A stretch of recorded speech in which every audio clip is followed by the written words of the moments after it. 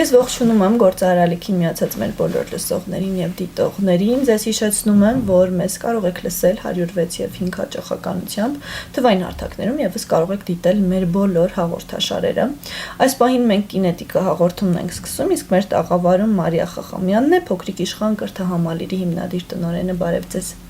Ողջույն Մոնիկա։ Շնորհակալ եմ, որ դուք մեր տաղավարում եք։ Մենք հիշեցինք, որ վերջին անգամ դուք պատերազմից հետո եք եկել ու կարևոր առաքելությամբ նաև։ Այս անգամ իհարկե կրթությունը կրկին առանցքում է լինելու, բայց նաև փորձենք գործարարության հետ այսպես համատեղելով հասկանալ, թե ինչ նորություններ ու փոփոխություններ կան եւ դուք առհասարակ ոնց ոլորտում հայտնվեցիք։ Այ երևի հենց այդտեղից էլ սկսենք։ Ոլորտ ձեր մուտքը ինչպես էր։ Նախ շնորհակալություն հրավերի համար ու ընդհանրապես կարծում եմ, որ կրթությունը ամեն տեղ է ու եթե անգամ կրթության մեջ չես աշխատում, ապա գոնե թե ինքնակրթության մասով էլի որոշակիորեն կապում ես եւ գործարարությանը հասնելու համար էլի կրթությունը գլխավոր նախապայմաններից է։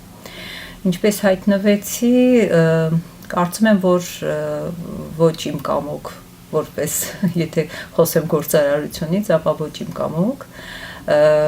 ինքնաբերաբար կյանքի բերումով այդպես ստացվեց, որովհետև ինքս ավարտել եմ Երևանի պետական համալսարանի այն ժամանակ կոչվում էր սոցիոլոգիայի, փիլիսոփայության եւ հոգեբանության ֆակուլտետ, ինքս սոցիոլոգ եմ եւ երկար տարիներ աշխատել եմ սոցիալ-հոգեբանական ծառայության ոլորտում, որպես խորհրդատու, որպես նաեւ սոցաշխատող, նաեւ զբաղվել եմ արդեն դասավանդմամբ ինչ-որ этаպում 25 տարեկանից սկսած եւ դասավանդում էի հոգեբանություն առարկան, այն ժամանակ շատ հետաքրքիր առարկա ներմուծվեց, կյանքի հմտություններ, որը հետո ինտեգրվեց նաեւ տարբեր առարկաների մեջ, նաեւ հասարակագիտություն։ Այսինքն իմ ճանապարհը մի փոքր այլ տեղից է սկսել ու կոնկրետ երբևիցե չեմ երազել դառնալ գործարար։ Պիտի ասեմ, որ գործարար բառը շատ սիրեցի ու արդեն ոնց որ համակերպվեցի այդ բիզնեսից գաղափարից գործարարի անցմանը, որովհետև վերջին տարիներին նոր շրջանառվեց այդ տերմինը ու կարծում եմ ինքը երևի թե ոչ բոլոր լեզուներում ունեն այդ հնարավորությունը բուն էությունը ընդհանրապես գործարարության ներկայացնելու լեզվի միջոցով, իսկ գործարարություն ինքը գործ արարել ու կրթության մասով ինքին շատ դուր եկավ։ Նաև այստեղ մարդու բնավորության մասին է, չէ՞, պատմում, եթե դու գործարար ես, նաև դու արարող մարդ ես։ Միշտ չի, որ դա հենց բիզնեսին է ուղղված, բոլոր ոլորտներում կարծում եմ այս տերմինը կարելի է կիրառել, ոնց է կարծում։ Միանշանակ եւ իրականում ինչու կար որոշակի պատնեշ ու դիմադրություն հենց իմ տեսանկյունից, ես սովորել եմ համալսարանի տարիներին, երբ որ տնտեսագիտության ֆակուլտետը նոր բացվել էր։ Ու այն ժամանակ դեռևս խորհրդային միության փլուզումից հետո այդ բիզնեսմենների ոնց որ ինստիտուտը որ ձևավորվեց, իրանք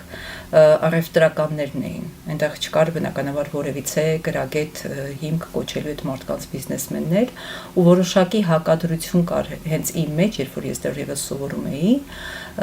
որ այդ բիզնեսմենները այդ առևտրականներն են եւ ինչ որտեղ հայկական բառել կա չարչիություն։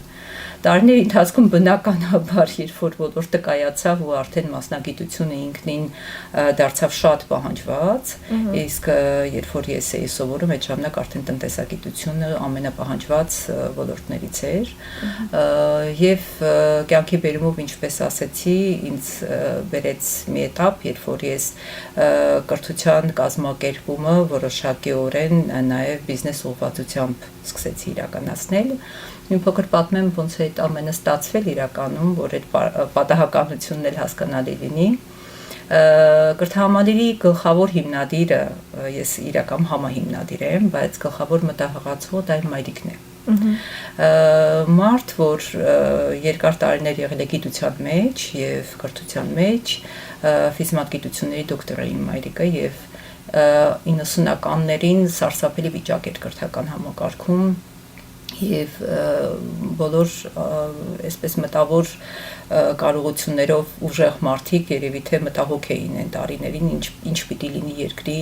կրթության հետ, երկրում կրթության հետ եւ իմ մայրիկը բացառություն չէր, բայց ինքը բացառություն էր նրանով, որ քայլ ձեռնարկեց։ Ինքը սկսեց դասավանդել դպրոցներում, լինելով գիտաշխատող եւ համալսարանական դասախոս, ինքը մտավ դպրոց, սկսեց դասավանդել։ Բայց քանի որ սարսափելի տարիներ էր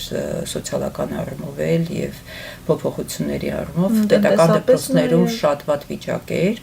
ինքը դարձավ պետական դպրոցի տնօրեն 98 թվականին, բայց հասկացավ, որ ինչ որ բան փոխելու համար միայն պետական համակարգում լինելը բավարար չէ։ Այսինքն, եթե ուզում ես արարես, պիտի մասնավոր գաղափարը կարողանաս իրականություն դարձնել։ Ես երիտասարդ էի, տակավին, եւ աշխատում էի հիվանդանոցում, իդեպ սոցիալ-հոգեբանական ծառայության կոնսուլտանտ։ Բոլոր ոլորտներով կարծես թե անցել եք դուք։ Դե որ սկսեմ թվարկել, մասնագիտությունս մեկն է իրականում, բայց որակավորումներից բավական շատ են։ Եվ այսպես նախաձեռնությունը իրենն էր, բայց ես այս կողքից աջակից էի ավելի շատ այդ գաղափարին ու երբևիցե չէի պատկերացնում, որ դա պիտի գա մի օր, որ ես ամբողջը ինքս ղեկավարեմ, կառավարեմ համակարգը եւ առաջնորդեմ այս ամենը։ Այսօր ես փաստացի հանդես անում եմ հիմնական տնօրենը, գլխավոր տնօրենը բանի կրթական հաստատության եւ կրթական հաստատությունը իրենց ներկայացնում է կրթահամալիր գիտափորձարարական, որը ստեղծել է իրականում Անահիտ Սարգսյանը։ Իսկ ամեն դեպքում ո՞նց է կրթական համալիրի գործունեությունը եւ բիզնես գործունեությունը այսպես հատվում մի կետում եւ աշխատում միահամուռ։ Դա կարծում եմ շատ բարդ է կրթության դեպքում, եթե մյուս ոլորտներին մենք անդրադառնանք, այ վաճառքի մասին են, չէ՞, միշտ խոսում վաճառել, բիզնեսում դա է ընդունված, բայց կրթության դեպքում մի փոքր կարծում եմ տարբերվող է եւ պիտի շատ ավելի դետալային մոտենալ հարցերին, շատ ավելի զգուշորեն։ Մի քիչ մեզ կպատմեք ձեր փորձառությունից։ Ուրեմն ես միշտ սիրում եմ ասել եւ այստեղ ավարում դրա մասին չենք խոսել, այստեղ էլ կասեմ, կրթությունը բիզնես չէ։ Իրականում դա իմ սկզբունքն է, որ կրթությունը բիզնես չի կարող լինել։ Բայց կրթությունը դիտարկես որպես բիզնես, կորցնում ես բուն գաղափարն ու արժեքը։ Բայց կա մի հատ կարևոր բայց։ Մենք ապրում ենք մի երկրում, որտեղ կրթության մասնավոր կրթության համար դրական նախապայմաններ եւ հնարավորությունները շատ քիչ են։ Եվ եթե ուզում ես կրթությունը զարգացնել, դու պարտավոր ես ներդրում իրականացնել։ Իսկ ինչպես պիտի այդ ներդրումը անես, եթե դու համարում ես, որ այն բիզնես չէ։ Փաստացի որոշակի հակասություններով հանդերձ, այո, կրթության զարգացման համար պետք են ներդրումներ։ Դա կարող է անել պետությունը որպես հիմնադիր պետական դպրոցներում, մասնավոր սեկտորում հիմնադիրը իհարկե մասնավոր անձ է, խումբ է, հոգաբարձուների խորհուրդ է, հովանավորներ են, բարերարներ են եւ այլն։ Մեր պարագայում մենք չունենք հովանավորչություն, բայց բյուջեն ձևավորվում է ծնողների, վարձավճարների, երեխայի ուսման վարձավճարների փաստացի մուտքերով։ Այդ առումով իհարկե որպեսզի կարողանա զարգացում ապահովել մշտական ներդրումներ են անհրաժեշտ եւ ի տարբերություն շատ բիզնեսների եւ ձեռնարկությունների մեզ կարևոր է երկարաժամկետ պլանավորումը։ Կրթությունը երևի թե միակ հատուկենտ ես կասեի ոլորտներից է, որ երկարաժամկետ պլանավորման կարիք ունի եւ այս առումով արդեն իսկ ռազմավարությունները մշակվում են ավելի երկարաժամկետ, քան օրինակ ինչ որ, չգիտեմ, արտադրություններ կամ ինչ որ ձեռնարկատիրական ընկերություններ։ Փոփոխություններ ներդնելիս եւս պիտի երկարաժամկետ մտածել։ Եվ առհասարակ փոփոխություններ կատարելիս ինչ տրամաբանությամբ եք առաջնորդվում։ Միանշանակ տեսլականը բավական հեռանկարային է։ Փոփոխությունները, որոնք որ մենք իրականացնում ենք բնականաբար ելնելով սոցիալ-տնտեսական ժամանակի պահանջներից, նոր տեխնոլոգիաներից, երկրում տերող իրավիճակներից եւ աշխատաշուկայի եւ ծնողների պահանջարկները հաշվի առնելով, այդ փոփոխությունները չեն կարող լինել կարճաժամկետ։ Ի վերջո մենք գործ ունենք ամենակարևոր ծառայության մասին ենք խոսում, դա երեխային մատուցվող, ծնողին մատուցող ծառայությունը երեխայի կրթության միջոցով։ Այսինքն թիրախում երեխան է, իսկ երեխայի մասին խոսելիս մենք չենք կարող ընդհանրապես խոսել կարճաժամկետ պլանավորման մասին։ Ի վերջո, եթե նայենք ուղղակի, որ կրթությունը 12-ամյա է, գոնե պետք է մենք հաշվի առնենք, որ սկիզբը եւ ավարտը 12 տարի է։ Մեր կրթահամալիրի նախակրթարանից է սկսում եւ հետո արդեն տարական, միջին եւ ավագ դպրոց։ Եվ անգամ եթե 12 տարին համարենք հիմնական ժամկետը, ապա դու թողարկում ես շրջանավարտ հետո հասարակության համար, այսինքն անգամ հետո հեռանկարային պիտի լինի ով է շրջանավարտը, որ պիտի հասարակության մեջ հետո ապագան կերտի երկրի։ Այ այդտեղ կարծում եմ շատ կարևոր է թե կրթահամալիրի ղեկավարը ինչ որակներ ունի եւ ինչ չափանիշներով է փորձում ղեկավարել կրթահամալիրը, որոնք են ձեր կարմիր գծերը, որոնք երբեք չեն հատում եւ կանոններ ունեք արդյոք, որ մշտապես աչքի տակ են, ձեռքի տակ են ու փորձում եք չխախտել դրանք։ Միանշանակ իմ սիրած թեմային անդրադարձակ, շատ կուզեմ դրա մասին խոսել ու նաև խոսքս կարևոր դառնա բոլոր գործարարների համար։ Ցանկացած գործունեության հիմքում, հատկապես եթե խոսում ենք գործարարությունից, պիտի արժեքները անկած լինեն։ Եթե գործարարը արժեք չի ստեղծում, ես փորձում եմ ուղղակի գործարարության մասին խոսեմ, քանի որ մեր ոնց որ հաղորդման ֆորմատը այդպեսին է, ապա ինքը չի կարող երկար կյանք ունենալ եւ չի կարող ունենալ այն պահանջարկը, որը կունենան այն հարակից կամ գից մրցակիցներ, ովքեր արժեք են ստեղծում։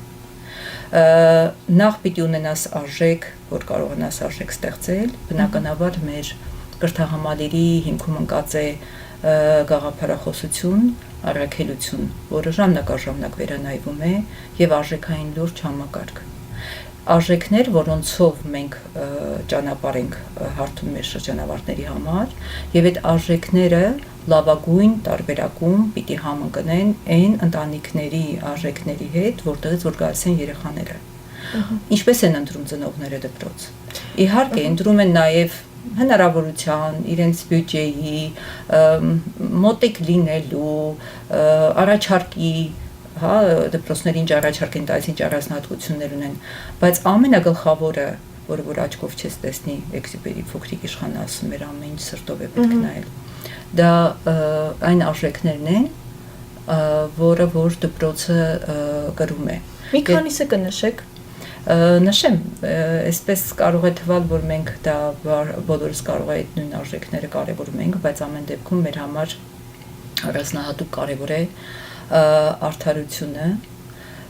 հոգատարությունը, բարությունը, սերը, եթե կարող ենք դրան որպես արժեք կոչել, եւ այս վերջին տարիներին հատկապես, որ մենք վերանայեցինք, ազգային ինքնության գիտակցումը։ Գիտեք, հայրենասիրություն եզրույթը վաղուց իրեն սպառել է, որտեղ շատ ծեծված է արդեն։ Ես հիմա դրան չեմ անդրադառնա, բայց մենք իրեն կոչում ենք ազգային ինքնություն։ Ու դրանից բխող այն ամբողջ արժեհամակարգը, որը որ անհրաժեշտ է ճիշտ հասարակության անդամ դաստիարակելու կրթելու համար, այ կարող ենք արդեն պատկերացնել մոտավորապես մենք ինչ տեսլական ենք ունենում։ Այ ասում եք, որ ծնողները ընտրում են ըստ իրենց հարմարության եւ շատ այլ չափանիշների, թե որ դպրոցն է ավելի համատեղելի իրենց երեխայի հետ, իսկ հետաքրքիր է դպրոցը ընտրում է աշակերտներին, կան չափանիշներ նաեւ այդ մասը, որ օրինակ դպրոցը չի համաձայնվում, որ այն այս երեխան պիտի այս դպրոցում սովորի, թե դուք փորձում եք յուրաքանչյուրին դաստիարակել, կրթել ու հենց դրանով եք տարբերվում։ Դա եւս հետաքրքիր հարց է, որովհետեւ դպրոցների ընդունելության չափանիշները շատ տարբեր են։ Մենք չենք ընտրում երեխաներին գիտելիքով։ Հիմնական պայմանը դա բացարձակ գիտելիքը չէ, որովհետեւ մեր դպրոցը գերազանցության սկզբունքով շարժվող դպրոց չէ։ Մեր դպրոցը ավելի մարդասիրական, հումանիստական մոտեցումներ ունի եւ մեր համար կարեւոր է, որպեսզի նախ ծնողը, ընտանիքը եւ երեխան շատ ուզի եւ կիսի մեր հետ մեր առաքելությունը եւ շատ երազի սովորել մեր դպրոցում։ Դա մեկ։ Երկրորդը իհարկե բավարար պայմանները եւ շեմը պիտի հաղթահարի, որովհետեւ այսպես թե այնպես տարբեր դպրոցներից հատկապես տեղափոխության ժամանակ ունեն մենք տարբեր գիտելիքային հենք, ակադեմիական եւ գոնե շեմը պիտի հաղթահարի, այլ մինիմալ պարտադիր գիտելիքներ պիտի ունենա, քանի որ մեր կրթական ծրագիրը ակադեմիական առումով բավական բարդ է, եւ ունենք հեղինակային նաեւ շատ ծրագրեր, որ իրականացնում ենք, բնականաբար այստեղ խնդիր է առաջանում այդ ամենի ընկալման եւ այդ կրթական ծրագիրը յուրացնելու։ Դրա համար մենք ծանր հատուկ կարիքներով երեխաների կրթությամբ ցավոք չենք կարողանում զբաղվել, որտեղ ծրագիրի ձևաչափը եւ ժամկետները եւ չափանիշները, չափորոշիչները դա չեն թույլ տալիս մեզ։ Բայց մենք նաեւ ունենք շատ տարբեր առանձնահատկություններով երեխաներ եւ մեր համար տարբերվելը դա լավ սկզբունք, լավ արժեք է եւ սկզբունք, այսինքն մարդիկ տարբեր են այդ առումով էլի բավական հումանիստ ենք եւ հաջորդ կարեւոր պայմանը, որ մենք ընդունելության ժամանակ հաշվի ենք առնում, դա ընտանիքն է։ Այդ ծնողները ինչու են բերում մեր դպրոց։ Ինչու են ընտրել փոքրիկ իշխան կրթահամալիր իրենց երեխաների ուսումնառության համար։ Իրենք ինչ են ակնկալում իրենց երեխաների կրթությունից, որովհետև այսօր տենդենց կա, որ մասնավոր դպրոցներ հիմնականում հաճախում են երեխաներին հարմարավետությունից ելնելով։ Երկարօրյա ուսուցում է, սնունդ են տալիս, տրանսպորտով տանում, բերում են դասապատրաստում են, որպեսզի ծնողները մաքսիմալ հոգսերից ազատվեն եւ երեխոյան դրան զուգահեռ նաեւ կներեք որ ընդհատում եմ դրան զուգահեռ նաեւ հաճախ մասնավոր դպրոցները ընկալվում են որպես ժամանակակից մի տարբերակ, որ բոլորը փորձում են այդ ճանապարհով գնալ, ցույց տալու, որ իրենք վճարում են կրթության համար։ Դուք նկատում եք նման տենդենց, որ կա ամեն դեպքում եւ այդ վերաբերմունքը արդյոք հնարավոր է փոխել։ Գիտեք, վճարում են, որովհետև հարմար են գտնում պահանջներից եւ առաջարկ պահանջարկի այսպես բանը կա, կարիքը կա։ Վերջին տարիներին այո, մասնավոր կրթությունը ավելի դարձել է պահանջված ծնողների համար, որովհետև իրոք հոգսաշատ առօրյայում բավական հարց է լուծում։ Բայց միաժամանակ, եթե նայենք այն տեսանկյունից, որ պետությունը ապահովում է բոլոր երեխաների համաչափ, մատչելի, հավասար կրթությունը անվճար հիմունքներով, այսինքն պետությունը ֆինանսավորում է քաղաքացու երեխայի կրթությունը։ Այդ դեպքում պետք է հասկանալ, արդյոք ծնողները այդքան հիմար են, որ ընտրում են գումար տալ մի հաստատության, որը զուգահեռ կա անվճար տարբերակ։ Նշանակում է կա լուրջ խնդիր եւ պետական կրթական համակարգում լուրջ խնդիրներ կա, որը չի բավարարում ծնողի պահանջը իր երեխայի կրթության մասով եւ մասնավոր կրթությունը գուցե որոշ դեպքերում առաջարկում է այն, ինչ չի առաջարկում պետական դպրոցը։ Ստացվում է, որ ճակերտավոր ասած մասնավոր կրթությունը մրցում է պետական համակարգի հետ այդ առումով, ոչ թե նրա համար, որ ինքը, չգիտեմ, լավ սնունդ է տալիս եւ միայն որովհետեւ դա էլ կա, որովհետեւ դու ապահովում ես որոշակի նաեւ պահանջմունքների, բավարարում, բայց դու տալիս ես այլընտրանք կրթական, որը գուցե պետական դպրոցում հնարավոր չի իրականացնել։ Եվ սահմանափակումները նաեւ պետական կրթական համակարգի հնարավորությունները իհարկե շատ ավելի սեղմ են, քան մասնավորների, բայց պիտի ասեմ, որ մասնավոր կրթական հաստատությունները կարող են բացարձակապես իրարից տարբերվել, բայց նաև տալ որոշակի առաջարկներ, որոնք նույնն են։ Այդ իմ թվարկած օրվա առավելությունները, բայց բովանդակային առումով եւ ծրագրերի եւ մատուցման ձևի եւ միջավայրի առումով իրենք շատ տարբեր են։ Կարծում եմ շատ կարեւոր է նաեւ, որ այդ տարբերությունը ամեն դեպքում կա որակի իմաստով։ Այնպես անել, որ պետական եւ մասնավորի կրթություն ստացած երիտասարդները, եթե հանդիպեն ինչ-որ մի կետում, իրենք այդ հստակ տարբերություն ու տարանջատումը չլինի։ Արդյոք դուք այդ ուղղությամբ աշխատանքներ եք ամեն դեպքում տանում, որ այդ բացը շատ տեսանելի չլինի։ Ես չեմ կարծում, որ հիմա այդ բացը այդպես շատ տեսանելի է, որովհետև ի վերջո այդ նույն երեխաները բուհական համակարգում միասին սովորում են արդեն այնտեղ գոնե խաչվում են, չէ՞, ճանապարհները։ Եվ համաչափ հնարավորություններ են ունենում, հավատացնում եմ, այնպես չի, որ եթե մասնավոր կրթական հաստատություն է ավարտել, ինքը ավելի շատ հնարավորություն ունի ու ընդունվելու, որովհետև պետական հաստատություններում էլ երեխաները կրկնուսույցների մենակ արդեն ինստիտուտը բավարար հիմք է, որպեսզի, չէ, բուհեր ընդունվեն, իսկ ցավոք մեր երկրում այդ կրկնուսույցների ինստիտուտը դեռ գնալով աճում է, քան նվազի, դա նաև ցույց է տալիս, որ կրթական համակարգում բացերը այնքան շատ են, որ ստիպված են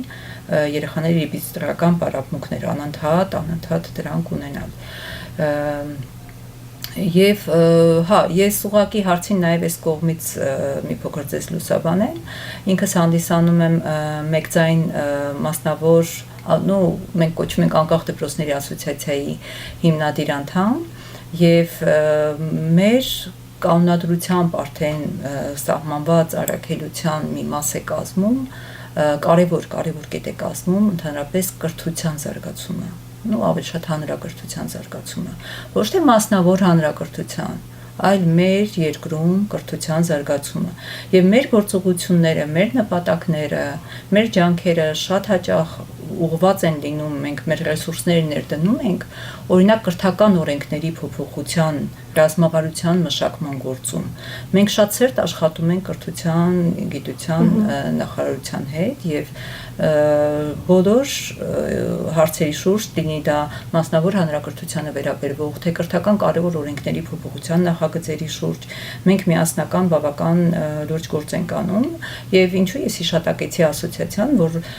ասոցիացիայի շնորհիվ մենք նաեւ շատ ծրագրեր ենք իրականացնում պետական եւ մասնավոր սեկտորի հետ միասին, տարբեր ծրագրեր, մրցույթներ, նախաձեռնություններ, նախագծային ուսումնառության հիմքով ինչ որ հետաքրքիր ծրագրեր, տնօրենների հանդիպումներ, բոլորովին համենայն դեպս մեր կողմից կա շատ դրական միտում, որ մենք կարողանանք իրար օգնել, ի վերջո բոլորիս նպատակի հիմքում թիրախում երեխան է, ու չկա իմ ու քո երեխա, չկա մասնավոր դպրոցի քաղաքացու եւ պետական դպրոցի բոլորը այս երկրի քաղաքացիներն են եւ ունեն հավասար իրավունքներ։ Ուրիշ բան, որ ունեն տարբեր հնարավորություններ եւ տարբեր հետաքրքրություններ ու պահանջներ։ Այո, իհարկե։ Քանի որ մենք նաև գործարարության մասին ենք խոսում, գիտեմ, որ դուք գործատուների միության անդամ եք նաև հանդիսանում, ինչպես ստացվեց ձեր մուտքը այդտեղ ու ինչ է անում այսօր կառույցը նաև կրթության հետ համատեղությամբ, արդյոք կրթությանն էլ դեր եւ նշանակություն է տրվում։ Գործատուների հանրապետական միությունը բավական վաղուց ստեղծված կառույց է, դեռևս 2008 թվականից, եթե չեմ սխալվում, ինքս անդամակցում եմ եւ խորհրդի անդամ եմ հանդիսանում արդեն 2024 թվականից, այնպես որ երկար ճանապարհ դեռ չեմ անցել, բայց քանի որ ինքը ունի նաեւ կրթական շատ լուրջ առաքելություն, այսինքն համախմբել նաեւ կրթական ոլորտի գործատուների, կրթություն իրականացնողների ռեսուրսները եւ գործատուների միության հիմնական նպատակը տարբեր գործատուների իրավունքների, շահերի պաշտպանությունն է, օրենքների, օրենսդրական փոփոխությունների մեջ ներգրաված լինելն է, բնականաբար նաեւ միասնական հարթակ ունենալն է տարբեր գործատուների համար։ Մեր միությունում իհարկե կրթական հաստատությունները քիչ են, բայց իմ դերը այնտեղ կրթության մասով մի փոքրիկ նաև շոշափելի է։ Հիմնականում տեսեք գործատուների միությունը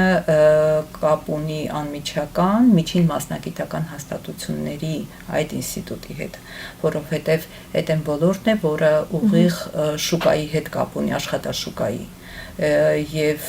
շատ կարեւոր է, որպեսզի կրթական հաստատություններ, կրթություն իրականացնող հաստատությունները ունենան հնարավորություն գործատուների հետ անմիջական կապի փոխհարաբերվելու եւ երեխաներին հնարավորություն տան, ուսանողներին հնարավորություն տան այդ հաստատություններում պրակտիկաներ անցնելու եւ հետագայում դառնալու լավ պահանջված աշխատուժ։ Այնպես որ կրթության մասով գործատուների միությունը այսպես նաեւ որոշակի առաքելություն ունի։ Մենք որքան էլ որ այսպես փորձեցինք ճանապարհները խաչել կրթության եւ գործարարության, ամեն դեպքում ինչպես անել, որ կրթությունը չվերածվի բիզնեսի։ Կարծում եմ շատ կարևոր է դրան էլ անդրադառնալ, նաև որպես ամփոփում կուզեմ ձեր կարծիքը հայտնեք ու ձեր մեխանիկան որն է այդտեղ։ Քանի որ ոնց որ խոսքն էլ դրանից սկսվեց, գիտեք, գործարարների տարբեր տեսակներ կան բնականաբար, մարդիկ, ովքեր գործարարությամբ զբաղվում են փող աշխատելու համար, անմիջական փող աշխատելու համար ինչքան շատ այնքան լավ եւ այդ գրպանի փողը սովորաբար ծախսվում է հենց իրենց նպատակների, անձնական նպատակների եւ կան գործարարներ, ովքեր ունեն լուրջ ռազմավարություն, փոփոխություն բերելու եւ արժեք ստեղծելու։ Եթե կրթությունը այդ տեսանկյունից նայենք որպես գործարարության նաեւ ոլորտ, ապա գոնե թե կրթության մեջ ռազմավարական թիրախում ոչ թե գումար վաստակելն է, այլ կրթության զարգացումն է եւ ցանկացած շահույթ ներդրվում է այդ կրթության մեջ ավելի զարգացնելու եւ կատարելագործելու։ Ի վերջո ես կարծում եմ, որ որպես ծառայություն մատուցող ամեն դեպքում կրթությունը դա ծառայություն է ոչ թե ապրանք, բնականաբար, եւ որպես ծառայություն մատուցող ընկերություն մենք գործ ունենք ամենակարևոր վտանգավոր բան ասեմ, սուբյեկտի հետ, դա երեխան է ամեն դեպքում, հա, մարդը, երեխա չասենք մարդը։ Եվ մարդու հետ անմիջական գործ ունենալը էնել վաղ մանկության տարիքում միջև կերտել, հա, ոգին, մարմինը եւ հասցնել հասարակություն որպես արդեն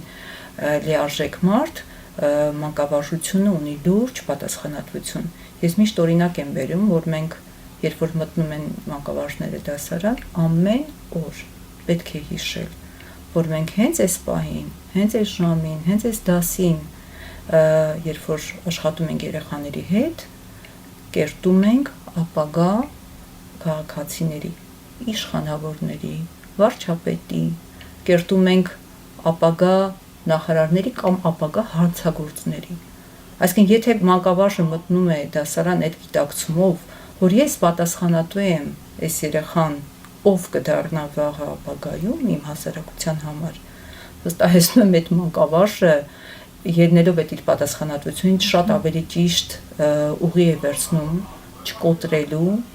չճնշելու այն եսը, որը կարող է բազմաթիվ հրաշքներ գործել, եթե իրեն տրվի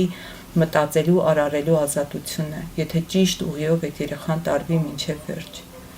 Ես շնորհակալ եմ ձեզ բավականին բովանդակային զրույցի համար, հուսանք, որ այն տեսլականը, որ դուք ունեք նաև ապագայի մասով, դա ի վերջո կտեսնենք մենք Հայաստանի Հանրապետությունում, իսկ մեզ լսողներին եւ դիտողներին եւս մեկ անգամ հիշեցնեմ, որ Կինետիկա հաղորդման իմ զրուցակիցը փոքրիկ իշխան կրթահամալիրի տնօրեն Մարիա Խախամյանն էր, ձեզ համար Մոնիկա Մամյանն էր աշխատում, հաջորդ շաբաթ կրկին կհանդիպենք, լավ եղեք։